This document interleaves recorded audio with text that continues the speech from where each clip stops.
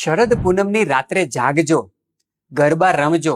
સામૂહિક કાર્યક્રમોનું આયોજન કરજો, પરંતુ ક્યારે પણ સુવાનો પ્રયત્ન શરદ પૂનમને દિવસે એક રાત ન કરતા. સાથે સાથે ધાબા ઉપર તપેલીની અંદર દૂધ મૂકજો, તેમાં પૌવા નાખજો, તેની અંદર એલચી નાખજો, સારી પ્રમાણમાં સાકર નાખજો, તેને ચાયણી ઢાંકીને આખી રાત એને રહેવા દેજો અને વહેલી સવારે તેનું ભોજનમાં સેવન કરવાનું જરૂર આગ્રહ રાખજો. કારણ કે આ પરંપરા એમનેમ નથી આવી, આની પાછળ અદ્ભુત સાયન્સ છે. શરદ ઋતુનો જ્યારે ચંદ્ર 16 કળાએ ખીલો હોય ત્યારે એ આપણા શરીરની અંદર પિત્ત દોષને શાંત કરવા માટે, પિત્ત દોષને કારણે 40 થી પણ વધારે બીમારી જે સર્જાવાની છે એ બીમારીનો આપણે ને આપણો પરિવાર ભોગ ન